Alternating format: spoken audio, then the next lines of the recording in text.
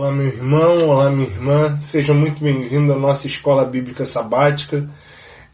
Como os irmãos sabem, hoje estou aqui aceitando novamente o desafio de nosso pastor de estar trazendo aos irmãos o estudo dessa semana. E fico muito feliz de estar falando sobre um livro que gosto tanto, que é o livro de Paulo, a Carta de Paulo, igreja localizada na Galácia, a Carta de Paulo aos Gálatas, também conhecida como a Carta da Graça, onde falamos tanto sobre a questão da lei judaica e tanto sobre a graça de Cristo que é derramada sobre nossas vidas. E na lição de hoje nós vamos estar falando sobre um dos pontos principais da Carta de Paulo aos Gálatas, um dos pontos principais sobre o grande embate que existe na igreja da Galácia, naquele momento histórico, que é o embate entre a lei e a fé. Mas hoje nós vamos estar falando e vamos estar entendendo que o justo viverá pela fé. O autor da revista fala sobre os tipos de fé que nós possuímos e que nós expressamos. A fé temporal, que é a fé que nós entregamos diante de Deus, sobre reconhecer o controle dele de todas as coisas de nossas vidas, sobre tudo aquilo que acontece, sobre abrirmos os olhos pela manhã e termos ar nos nossos pulmões para estar respirando. Tudo isso depende da nossa fé no tempo de Deus, na ação de Deus. A nossa fé doutrinária, que é a fé que professamos, os nossos dogmas, nossas doutrinas, a nossa lei de fé e prática, tudo aquilo que converge com aquilo que nós cremos, com aquilo que nós professamos. E eu escolhi um texto que particularmente gosto muito, que fala sobre a fé na sua essência, que fala sobre a realidade da fé, que é o texto de Hebreus 11, no verso 1, que vai dizer: olha, a fé é a certeza daquilo que esperamos e a prova das coisas que não vemos. Por mais que tudo aquilo que esteja ao nosso redor não pareça palpável quando falamos sobre fé, é aquilo que nós sabemos que está presente no nosso meio. É aquilo que nós sabemos que guia a nossa caminhada todos os dias. É aquilo que nós sabemos que libertou as nossas vidas e tem salvado as nossas vidas. E o autor da nossa lição já começa falando que viver da fé é também compreender a presença e a ação do Espírito em nós. Paulo vai dizer lá no verso 5, aquele que lhes dá o Espírito e opera milagre entre vocês, realiza essas coisas pela prática da lei ou pela fé com a qual receberam a palavra. O apóstolo Paulo, em diversos momentos, fala quase de uma maneira de reconhecimento ou quase de uma maneira orgulhosa por tudo aquilo que o Senhor tem feito e por tudo aquilo que o Senhor fez e pôde fazer através dele. Ele se apresenta, e nós vamos reconhecer, como um dos grandes, ou na verdade o maior missionário que nós temos nas Escrituras Sagradas. Não teria como não falar sobre missões, não é verdade? Nós entendemos que Paulo é o homem que prega o Evangelho além de Jerusalém e quase chega aos confins da terra. Ou na verdade pode chegar aos confins da terra descoberta até o momento. E quando Paulo questiona os Gálatas nesse momento sobre tudo aquilo que ele mesmo já havia feito e tudo aquilo que já tinha sido operado na realidade da igreja da Galácia, ele questiona e, na verdade, ele já entrega o mérito de tudo isso, a ação do Santo Espírito de Deus que está presente na igreja de Gálatas. E ele questiona de onde vem essa ação do Santo Espírito de Deus.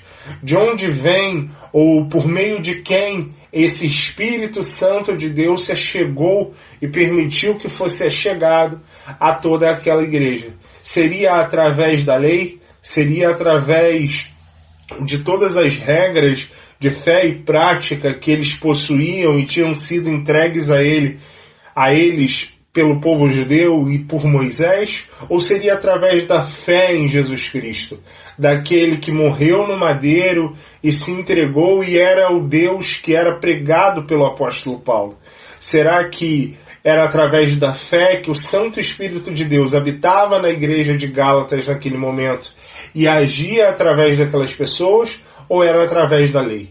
Quando Paulo fala, e na verdade quando o autor da revista fala que viver da fé é compreender a presença e a ação do Espírito em nós, nós compreendemos e podemos entender que a nossa crença na salvação do Senhor Jesus Cristo, entendermos e aceitarmos o Senhor como nosso único e suficiente Salvador, é receber o seu Santo Espírito em nós, é fazer parte de seu reino, é permitir que o Senhor Jesus faça morada no nosso coração.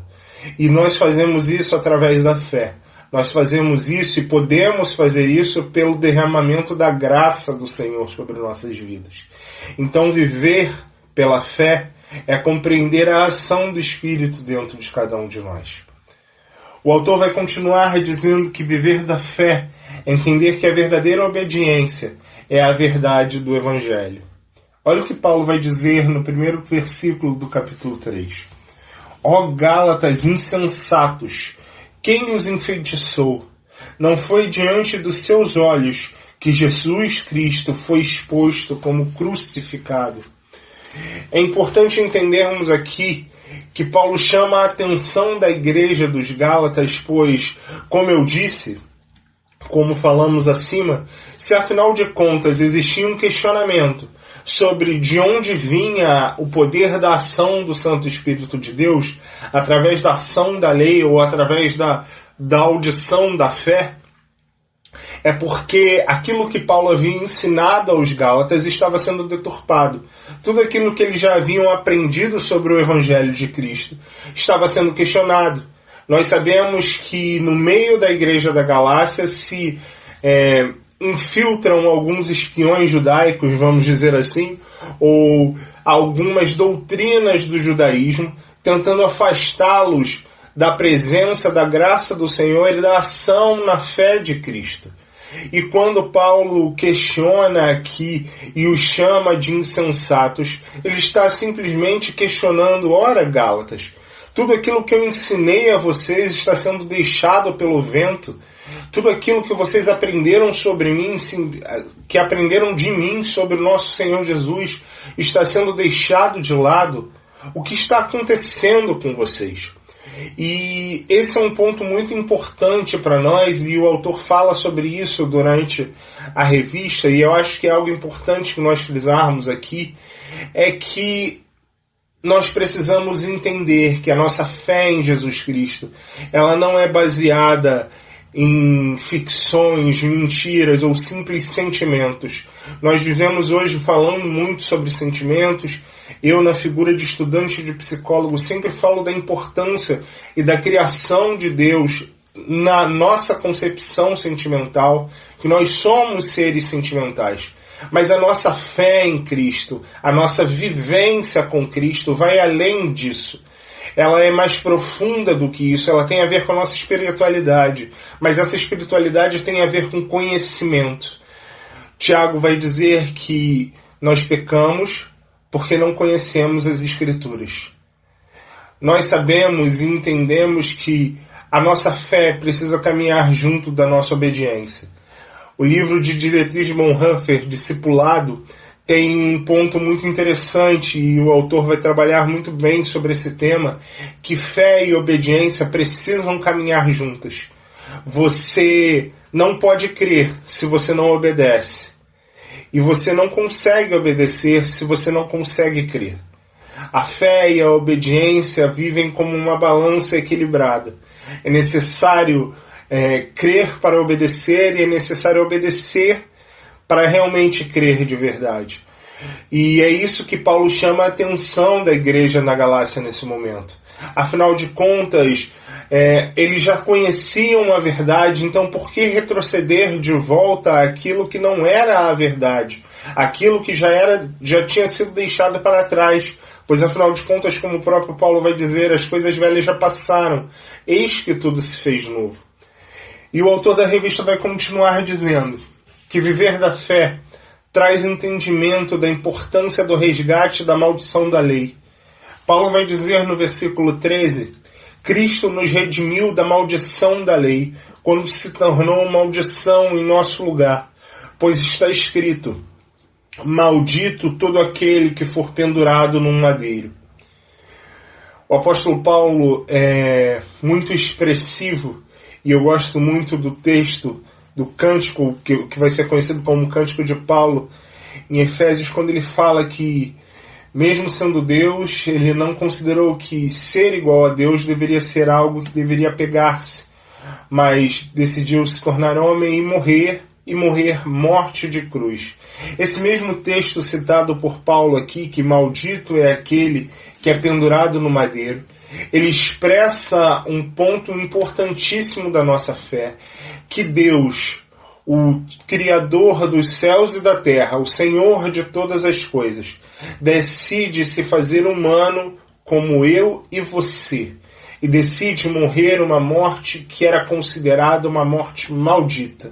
Ele decide receber sobre ele a nossa maldição. E que maldição é essa, meus irmãos? O pecado. A finitude, pois afinal de contas Deus é infinito. Ele decide morrer essa morte para nos conceder vida. E Paulo está falando aqui que o preço que foi pago na cruz do Calvário, o preço que foi pago no madeiro, é um preço muito alto para que nós tentemos regressar à maldição da lei. Quando Paulo fala sobre a maldição da lei aqui, ele está falando sobre tudo aquilo que Jesus nos libertou. Ele está falando sobre o momento que nós vivemos hoje, pois afinal de contas a lei de Moisés foi entregue de Deus para o próprio Moisés, para que o povo pudesse viver, para que o povo pudesse caminhar. Mas o povo não era capaz. Nós conseguimos ver no decorrer de toda a história do Antigo Testamento o quantas vezes o povo se achegava a Deus e obedecia à lei de Deus, mas se corrompia e permitia que o pecado entrasse em seu coração e transformasse a sua realidade e eles se afastassem novamente de Deus. E até que chega a consumação do tempo, o pico dos séculos, o momento mais importante na história, onde Deus decide acabar com toda essa situação, cumprindo o plano dele na pessoa de seu Filho. Quando Deus rompe com a lei, rompe com o véu que separava o humano dele, os seres humanos dele, através do sacrifício do sangue de seu Filho. Quando Jesus se faz maldito no madeiro por cada um de nós, ele abre um caminho para um relacionamento, para o derramar da graça de Deus, do favor imerecido sobre nossas vidas. Quando Paulo expressa aqui, e quando o autor fala que Jesus nos liberta da maldição da lei, ele está dizendo que tudo aquilo que havia acontecido, tudo aquilo que já estava estabelecido até aquele momento, foi transformado, porque o acesso a Deus foi reaberto. Não era mais necessário viver segundo todas aquelas situações. Era necessário agora crer no Senhor.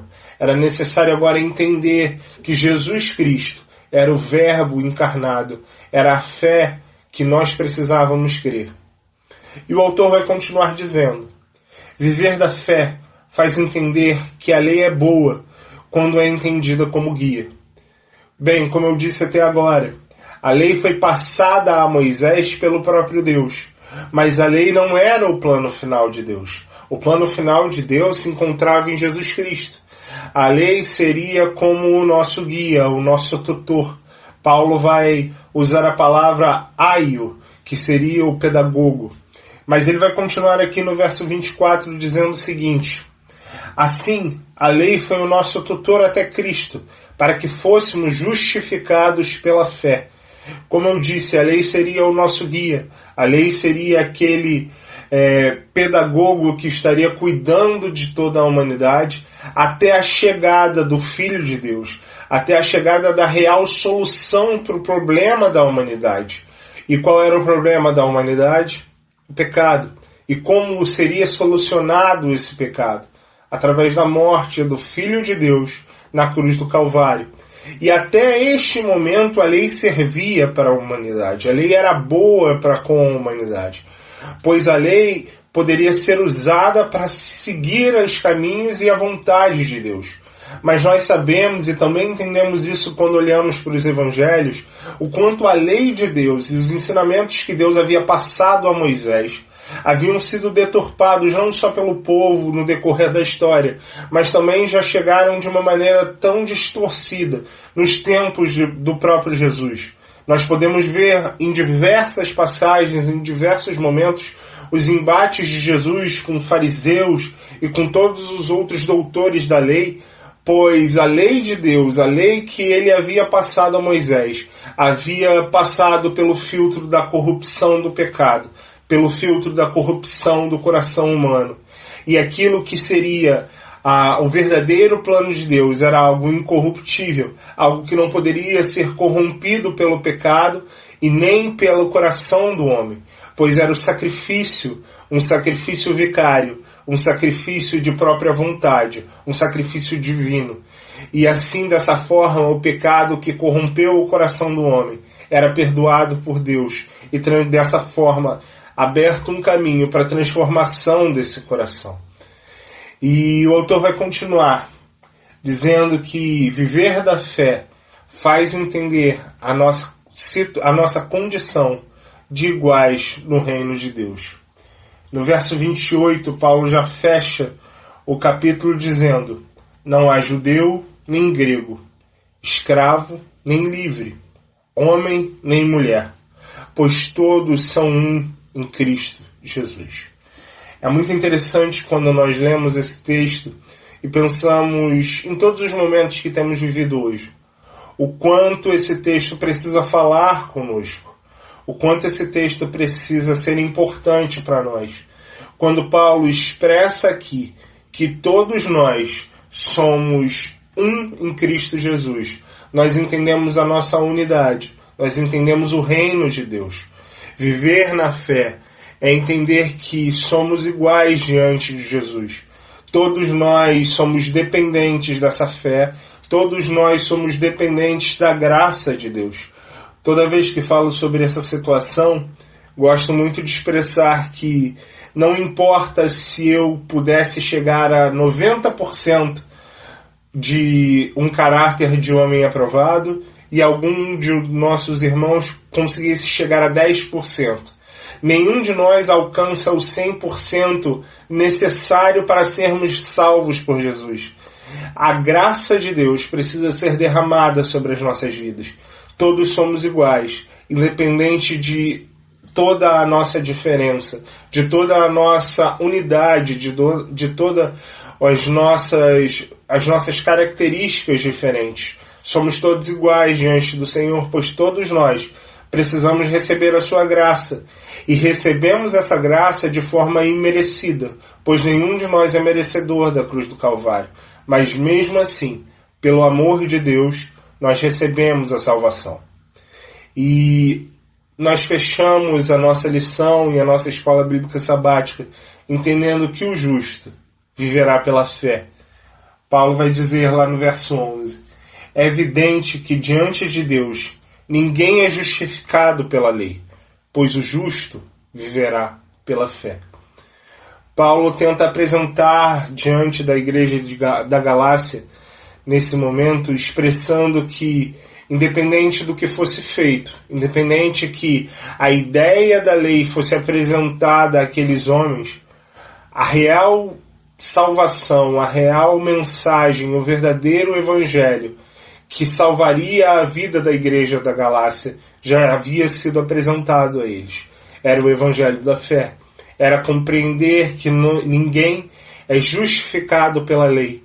A lei não tem mais a capacidade, na verdade nunca teve a capacidade de justificar ninguém, pois é através da fé, através do sacrifício de Jesus, através da crença no sacrifício de Jesus, que eu e você somos salvos.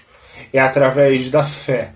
E nós, como pessoas justas agora, justificados pelo sangue do Cordeiro de Deus que tira o pecado do mundo, que nós podemos viver. Então que o Senhor nos abençoe, que possamos continuar aprendendo mais sobre as Escrituras Sagradas e que possamos continuar buscando viver pela fé. Amém.